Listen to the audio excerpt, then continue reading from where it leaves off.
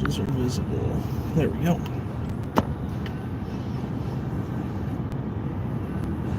Keep that low, as I don't want copyright. And to the road.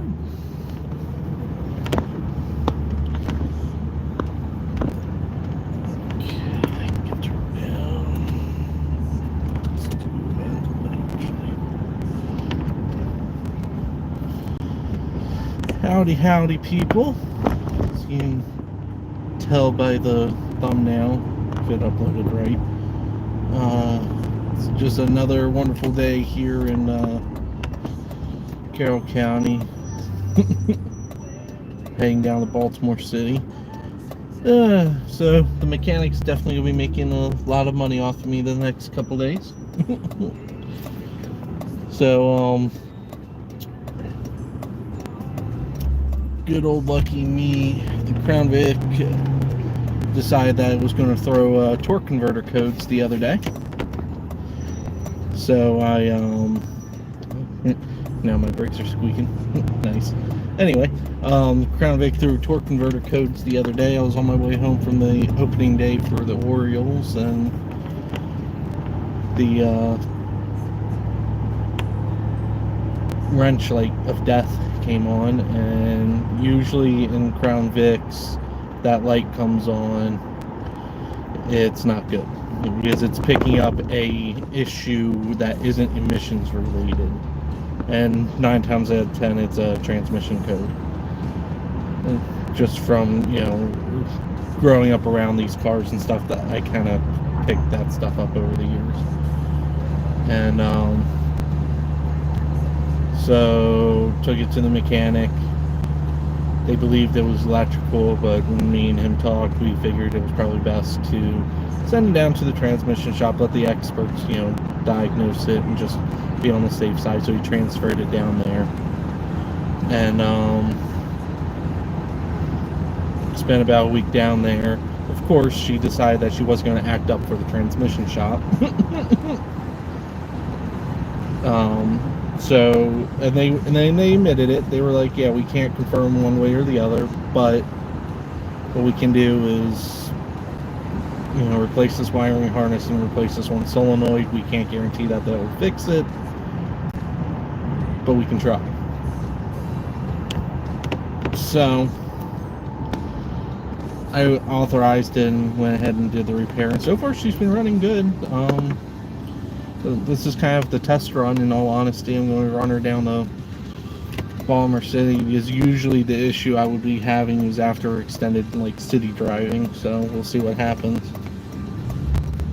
But anyway, so this got done yesterday, and just, you know, I call them to check in on the, you know, I love this course of events. I call and check in on this to see, you know, if, because I forgot to ask them, like, how long it was going to be, and they were like, oh, it's actually done. We're going to, you know, pick it up probably on Monday morning. I'm like, okay, cool. You know, I'm sitting outside in, you know, my work's parking lot, and in stereotypical, you know, fashion, I'm sitting there letting the engine warm up and stuff. And, of course, the Aztec starts running rough. I'm like, okay, is it misfiring? And then all of a sudden it really starts running rough. And I'm like, okay, that's not good. I shut the car off, maybe thinking like maybe a quick restart might fix it. Probably not, but it's always worth a try. Try to restart it. That's it. That's all she wrote. She was not happy. She did run for about 30 seconds, and then she just stalled out on her own again. So ended up having to call AAA, get my car towed to the shop, and now I'm going to be waiting for that one's diagnostics, but at least I got this one back. And I have to give a huge shout out to, if you're in the Carroll County, up northern Baltimore County region, I cannot recommend them enough. Millender and Eiler's Motor Pool in Hampstead. They are good people. They did not have to pick this car up last night, but they picked it up for me because, you know, Because like I said, I was sitting after I got off the phone with them. I was sitting outside in my work's parking lot. That's when my other car broke down. So I called them back and was like, "Hey, guess what?" So, you know, they went out of their own way to help me out, and they picked this up from the transmission shop and everything when they didn't have to.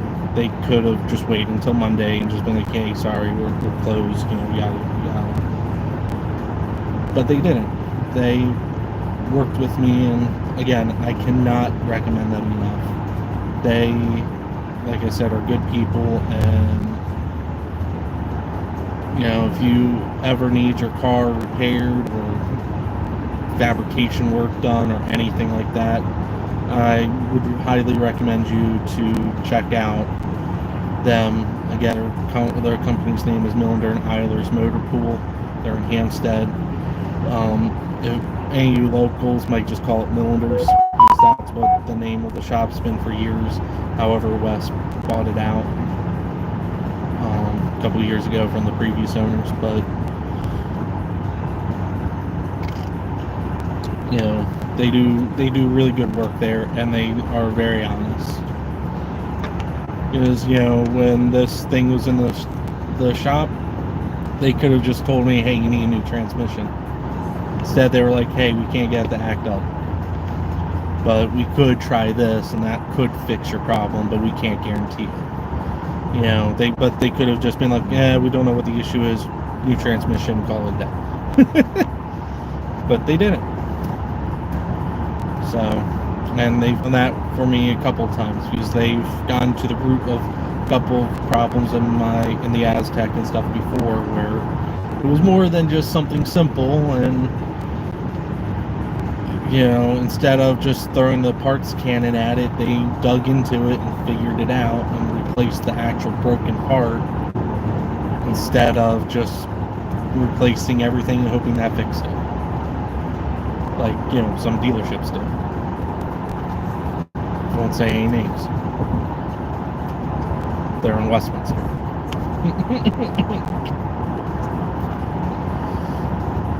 On the north end of, no, on the east end of town. Won't say any names.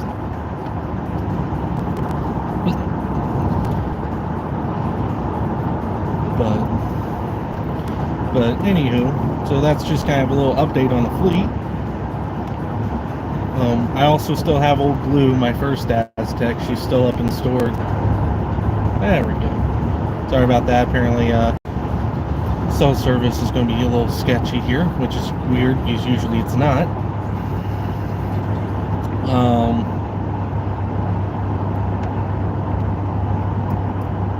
But anywho, yeah, so still have Old Blue.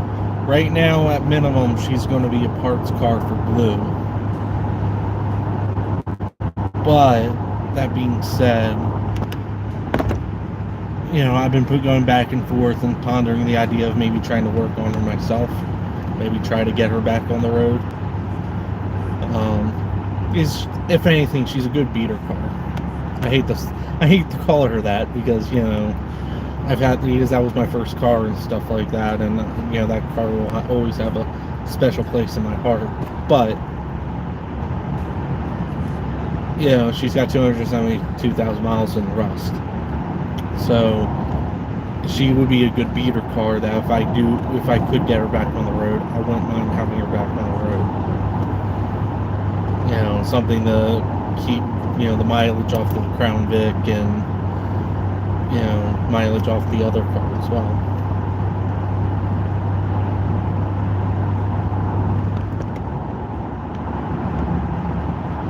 They've been able to fix it. That's what I mean. My mechanic is awesome. I mean, he's fixed it up. When it's not, instead of loading up the parts cannon and firing it off and replacing everything under the sun that doesn't fix the problem, he actually takes the time to fix it. They will find the actual broken part.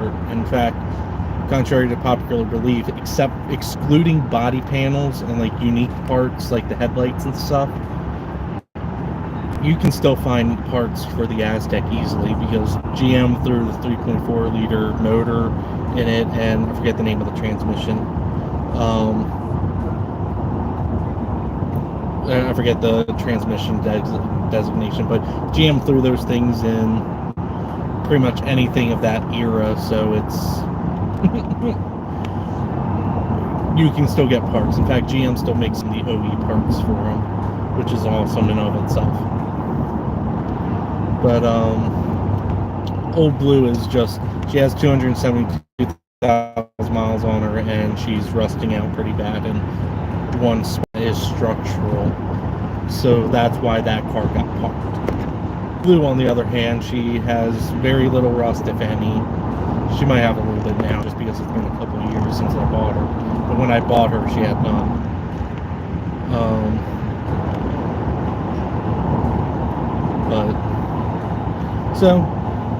So Blue's over at the mechanic now, and just waiting to hear what's going to be wrong with her this time.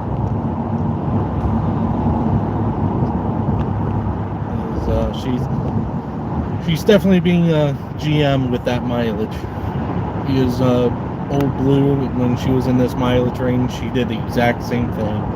It's like everything decided to break at the same time, and that's the mileage range that I'm in right now with Blue, and so she's probably gonna be nickel and diming me for probably a couple months. And then once everything gets replaced and stuff, she's gonna be super reliable and stuff again. Because like I said, with Old Blue, once I had a lot of the stuff done and replaced on her, she barely went to the shop for anything except for oil changes and for things that like I didn't feel like doing myself.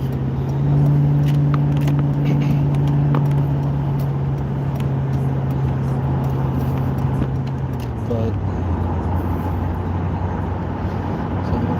so far, Graybird here feels pretty good. Our transmission shifting pretty good. Now, granted, I haven't really done any city driving yet, but I mean, she was warm when I picked her up because they just brought her back. They just picked her up, so she was warm when I hopped in her and a little while ago, and all that other good stuff.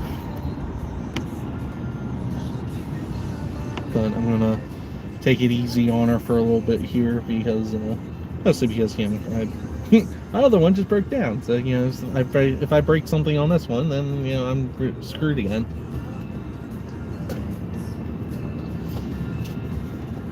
But I mean, at least the timing for the other one couldn't have been any better. I mean, it just it still sucks because I'm dropping $600 into this one for the transmission issue, and who knows what's going to be wrong with the other car.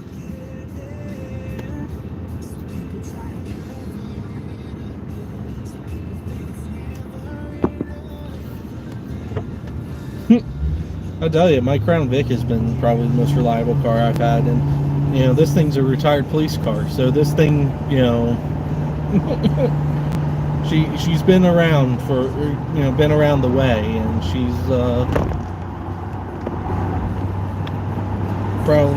probably is the most reliable car I've had.